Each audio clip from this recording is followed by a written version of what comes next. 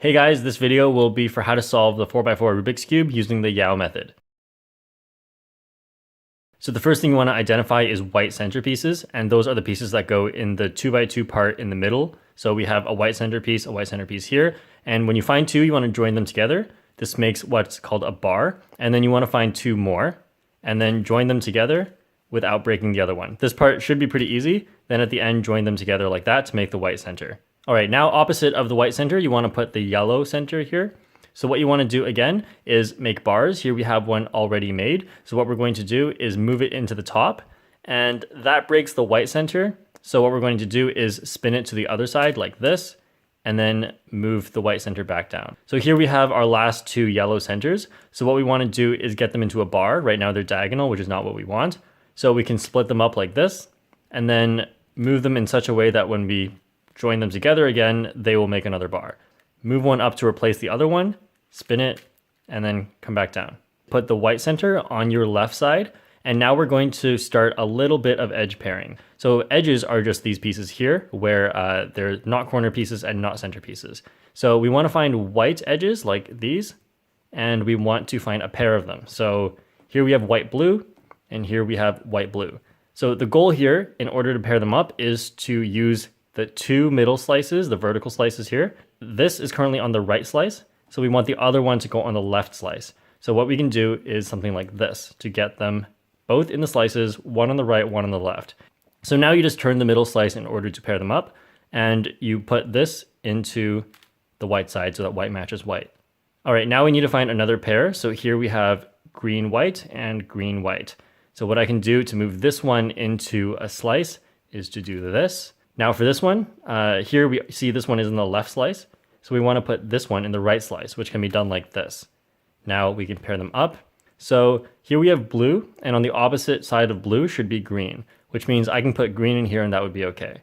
But if blue is up here, I cannot put green in here. So just taking a look at a normal Rubik's Cube, when we have white on the left side, it should go blue, orange, green, red. So after blue should be orange, then it should be green. Like that. Okay, now we're just going to find another pair of edges. Here we have orange, and here we have orange. So I'm going to start by moving one of them into a slice. I'll move this one in like that. Now for this one, I can't just move it into a slice like that. One reason is because it moves the other one out, but another reason is because it moves one of my edges away from the white center. So what I can do to prevent that is start by moving this one to the back like that. Get this one back over here. Then what I have to do is, in order to move this into the slice, I'll be moving this edge out. So I'm going to do that to bring a non-solved edge in. Now I can move it up like this into the slice, but that would put them both on the right side. So I can do a double turn on one of them like this. That puts them on opposite sides, right and left. Slice to pair them up. After blue goes orange, so I can insert the orange one in here. Now lastly, what I just do is turn this so that these three edges are on the bottom, and I finish the edge pairing step. So the next step is to solve the last four centers, and that has to be done without breaking up these. So you keep the unsolved slot here right at the top. So solving the last four centers is very similar to solving the first two centers. You want to make two pieces together to make bars. And once you get two together, you want to move them so that they are vertical. Then we want to line up the other bar with it. So here we have another orange piece and another orange piece. So what we can do is pair them like this, and then just attach them like that. All right, and notice how in order to look at the next center, because right now this is taking up my view, I'm going to do triple layer turns, not entire cube rotations. Okay, so remembering the color scheme, after orange should be green. So now this is kind of a special case. We have three here already made, and this is better than a bar because you have three in here already. So treat this vertical one as a bar, then the non-vertical one, just pair that up with another one, and then move it back down like that. Okay, so after green should be red. So here we already have a red bar, and we don't have another bar up here. So what we can do first is turn these into a bar. So what we can do is move one of them away like that to hide it, move the other one here so that when we come back, they'll pair together.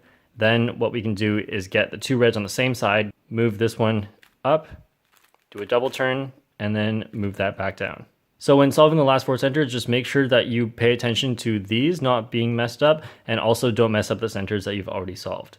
And then now what we're going to do is solve all of the rest of the edge pairs. So the best way to do this step is what's called 3-2-3 edge pairing, but it is a little bit more advanced. So if you want a tutorial on that, then you can check out the video here. But in this beginner tutorial, I'm just going to show a very easy way to pair edges that just is not necessarily very fast, but it gets all the basics across. So once you learn this method, you should definitely go check out the 3-2-3 tutorial. So we're going to start by focusing on the last remaining white edge. If you happen to have it attached to the white center already, just move it out of there. We want them not in the bottom layer. So for any pair of edges, you could get 3 possible cases. The first case is that one or both of them are not in the middle layer. They are in the top layer. So whenever you have them in the top layer, you want to move them into the middle layer. Move the middle layer here up, replace the piece that was there with the piece you're trying to solve. So like this, and then move it back down. Now we just need to place the other one in the middle layer. So we can place that over here, move this side up, move this one in, and then move it back down. So once you are in this position, you want to look at which slice each of these are in. And by slice, I mean these horizontal slices like this. Here we have one edge in the top slice. Here we have one edge in the bottom slice. So if they are in different slices, what you can just do is pair them up by turning the middle. It does break up the centers, but we're going to restore that soon. So now what you do is move this into the top layer like that. And what you want to do is replace it with any unsolved edge like this or this. But don't replace it with this one because this is a solved edge. So we're going to replace it with this and then move this side back down, restore all the centers, and now we have a paired edge. Now the other case that could show up is that they are both in the same slice. It doesn't matter if it's top slice or bottom slice. So what we want to do in this case is either join these two edges, the top and bottom, or join these two edges, the top and bottom. So for this particular example, we're going to take this one and this one, we're going to put them together, and then now we're going to do a flipping algorithm, which goes like this. R, U, R prime, F, R prime, F prime, R. And that has flipped this edge. What we can just do is restore the centers, and that has now made the edge pair. Now this only applies for making the last white edge, but once you've made this edge pair, you want to put it into the bottom like this. So that's it for all the cases. You just have to solve all of the edges one by one.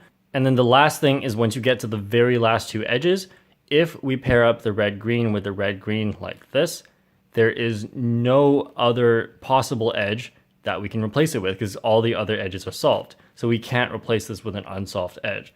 So for the very last two edge pairs, you have to do it differently. And that is get orange, blue into the same slice and get red, green into the same slice. And we can do that by flipping either one of these edges. So I'm going to flip this one with the flipping algorithm. Now we have them all across from each other. And what we can just do is the same thing as before, pair up these two like that, flip it, and restore the centers. And now we have finished pairing all of the edges. So now we solve it just like a 3x3. You can do it with any method you want. We have corners, edges, and centers. But wait, make sure you keep watching to the end of the video because there are some cases where you cannot solve it like a 3x3 and you have to do something special for it. You may figure out at some point that you have an extra edge flipped, and that never happens on a 3x3. So this is what is called OLL parity, and we do an OLL parity algorithm to fix this case. So you put the edge that you want to flip right at the front, and you do this algorithm. R, U2, and now the X move means face what is currently at the bottom. So turn that to be the front. R, U2, R, U2, R prime, U2, L, U2, R prime, U2, R, U2, R prime, U2, R prime. Now that is kind of a long algorithm, but you can memorize it in a few different ways. You can remember the muscle memory, or you can have an order of when they go up and when they go down. Now, once you get to moving around the pieces to the solve spots, you might notice that we have a swap of two pieces, which shouldn't be possible on 3x3. So this is another special case. So we do the PLL parity algorithm to solve this. So what this algorithm does is it swaps this front piece with this back piece. So how you do it is like this. The 2R2, the 2 in the beginning means only turn the second layer, like that. So 2R2, U2, 2R2, double layer U2, 2R2, double layer U2. And then now you have a case that you should normally be able to solve on a 3x3.